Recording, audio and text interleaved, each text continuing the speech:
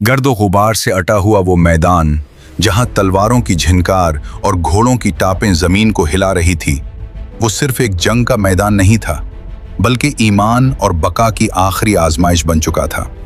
एक तरफ वो लश्कर था जो तादाद में समंदर की मौजों की तरह बेशुमार था, और दूसरी तरफ इस्लामी परचम के साए तले खड़ी वो मुख्तसर सी जमात जो जानती थी कि इस मार्के में या तो फतह तारीख बनेगी या शहादत अबदी इज्जत। इसी हंगामा खेज घड़ी में सुल्तान जलालुद्दीन खारज़्म शाह अपने सिपाहियों के दरमियान खड़े थे, एक ऐसा सिपह सालार जिसके सामने अब सिर्फ दो रास्ते रह गए थे, फतह या शहादत। मगर जो लोग शहादत के मुतवाले हों, उनके लिए शिकस्त भी दरअसल एक ऐसी नेमत बन जाती है जो उन्हें बारगाह इलाही में मकबूलियत अता कर दे। सुल्तान जलालुद्दीन ने इसी यकीन के साथ फैसला किया कि अब ये जंग सिर्फ लड़ने के लिए नहीं, बल्कि फैसला कुन वार करने के लिए लड़ी जाएगी। उन्होंने अज़्म कर लिया कि या तो दुश्मन की सफ़ें चीर कर फतह हासिल करेंगे या इसी मैदान में शहादत का ताज पहनेंगे। उसी इरादे के साथ उन्होंने बराह रास्त चंगेज़ खान पर हमला करने की तैयारी शुरू कर दी। लेकिन ये हमला सिर्फ जोश का नतीजा नहीं था, बल्कि एक निहायत सोची समझी जंगी हिकमत अमली थी। सुल्तान ने इंतहाई खामोशी के साथ अपने बाएं बाजू के महफूज दस्तों में से कई दस्ते निकालकर उन्हें कल्ब लश्कर में शामिल करना शुरू कर दिया। ये सब कुछ इस कदर खुफिया अंदाज में किया गया कि तातारियों के बाएं बाजू को इस तब्दीली की खबर तक न हो सके, क्योंकि अगर दुश्मन को इस कमजोरी का अंदाजा हो जाता तो नताइज निहायत भयानक हो सकते थे। हकीकत ये थी कि सुल्तान के बाएं बाजू का एक हिस्सा पहले ही दाएं बाजू की मदद के लिए भेजा जा चुका था। अब मजीद सिपाही भी सुल्तान के नए हुक्म के मुताबिक कल्ब लश्कर में शामिल हो रहे थे। यूं आहिस्ता आहिस्ता इस्लामी लश्कर के बाएं बाजू की बड़ी तादाद कल्ब और दाएं बाजू में मुंतकिल हो गई, और बाएं बाजू में सिर्फ मुट्ठी भर सिपाही और चंद तीरंदाज बाकी रह गए। मगर यहाँ ये समझना ज़रूरी है कि सुल्तान जलालुद्दीन जैसे तजुर्बाकार और जहां दीदा सिपह सालार इतने सादा नहीं थे कि वो अपने लश्कर के एक अहम हिस्से को बगैर सोचे समझे कमज़ोर छोड़ देते। बाएं बाजू की नफरी में कमी कोई गफलत नहीं थी, बल्कि एक सख्त मजबूरी थी, क्योंकि सुल्तान की पूरी फौज तादाद में दुश्मन के 10वें हिस्से के बराबर भी नहीं थी। कल्ब लश्कर और दायां बाजू जो उस वक्त बराह रास्त तातारियों से टकरा रहे थे, वो पहले ही शदीद अफरादी कमी का शिकार थे। हर गुजरते लम्हे के साथ उन्हें ताज़ा दम सिपाहियों की ज़रूरत पड़ रही थी। अगर इस्लामी लश्कर का बायां बाजू पहाड़ियों के कुदरती हिसार में महफूज न होता, तो शायद सुल्तान को अपने लड़ने वाले सिपाहियों की मदद के लिए चंद आदमी भी मयस्सर न आते। यही वजह थी कि बाएं बाजू की निस्बतन महफूज होने के बायस वहां से सिपाही निकालकर कल्ब और दाएं बाजू को मजबूत किया जा रहा था, क्योंकि अगर बाएं बाजू से कुमक न मिलती तो दायां बाजू और कल्ब लश्कर किसी भी लम्हे शिकस्त का शिकार हो सकते थे। सुल्तान को इस बात का अंदाजा जरूर था कि बाएं बाजू में नफरी कम होने की वजह से वहां नुकसान का खतरा मौजूद है, लेकिन इसके बावजूद उन्होंने अपने सिपाहियों को वहां से हटाकर दूसरे महाजों पर भेजना जरूरी समझा, क्योंकि अगर ऐसा न किया जाता तो शिकस्त तकरीबन यकीनी थी। कल्ब और दाएं बाजू जो दुश्मन के साथ बराह रास्त बरसरे पैकार थे, वो किसी भी लम्हे अफरादी कुव्वत की कमी के बायस टूट सकते थे। जंग के ऐसे लम्हों में आदमी आइंदा के अंदेशों से ज्यादा फौरी खतरे को तरजीह देता है। बाएं बाजू जहां से फौज कम की गई थी, फिलहाल दुश्मन के बराह रास्त हमले से महफूज था। मजीद ये कि अगर दुश्मन इस समत से हमला करने की कोशिश भी करता तो दुश्वार गुजार पहाड़ियां इसके हौसले पस्त कर देती, और इन बुलंदियों पर मौजूद मुट्ठी भर तीर अंदाज ही उनका रास्ता रोकने के लिए काफी साबित हो सकते थे। याद रखना चाहिए कि ये जंग ऐसे माहौल में लड़ी जा रही थी जहां सिर्फ दो ही अंजाम मुमकिन थे, या मुकम्मल फतह या मुकम्मल शिकस्त। चंद घंटे ही तारीख का फैसला करने वाले थे। न पसपाई का कोई रास्ता था और न ही मुस्तकबिल के मंसूबे बनाने की मोहलत।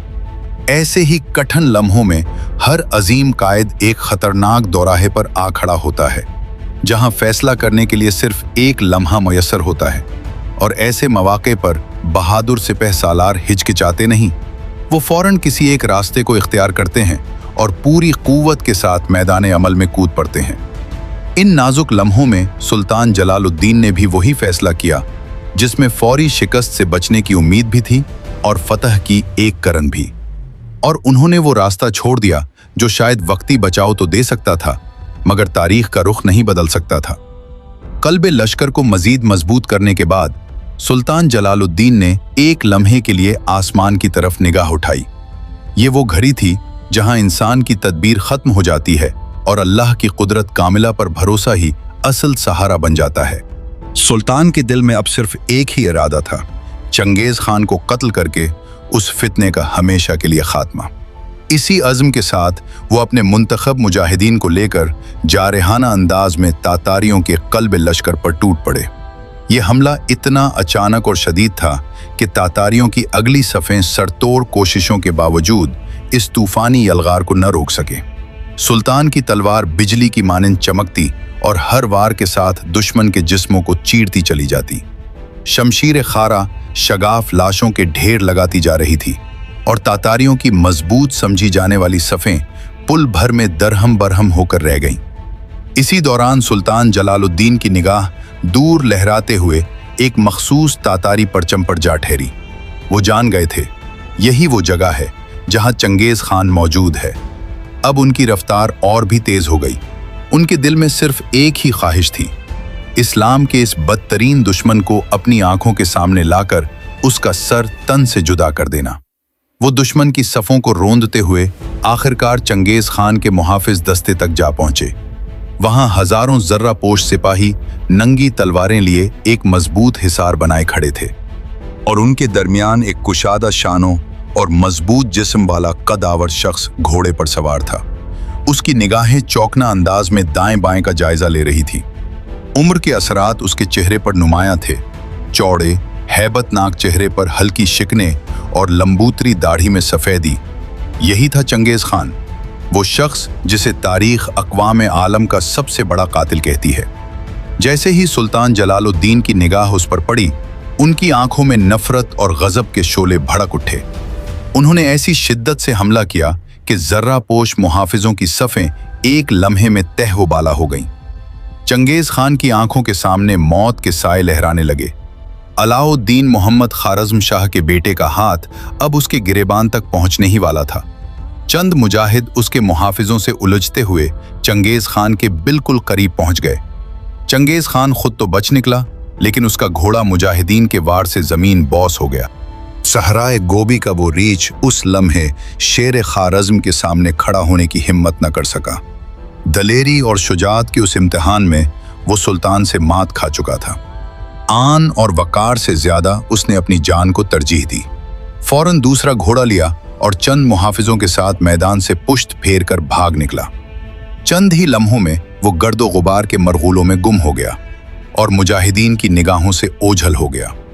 चंगेज खान का ये तर्ज अमल इस हकीकत की गवाही देता है कि वो इतना गैरतमंद या दलेर नहीं था जितना अक्सर तारीख में समझ लिया जाता है। हाँ, चालाकी, मौका शनासी और बेरहमी में वो वाकई अपनी मिसाल आप था। मगर मैदान जंग की कहानी यहीं खत्म नहीं हुई। चंगेज खान अगरचे जान बचाकर निकल गया था, लेकिन उस मारके की आग अब और भी भड़कने वाली थी। तातारी लश्कर अपने सरदार के करीब करीब मारे जाने की खबर सुनकर गुस्से और इंतकाम से पागल हो चुका था, और दूसरी तरफ सुल्तान जलालुद्दीन और उनके मुजाहिद अब भी मैदान में डटे हुए थे। वो जानते थे कि आने वाले चंद लम्हे सिर्फ जंग का नहीं, तारीख का फैसला करने वाले हैं। अगले हिस्से में हम देखेंगे कि ये मार्का किस मोड़ पर पहुंचा। क्या शेर खारज़्म इस खून आशाम तूफान को रोक सकेगा, या तातारियों का सैलाब इस्लामी लश्कर को अपने अंदर निगल लेगा? ये फैसला अभी बाकी है।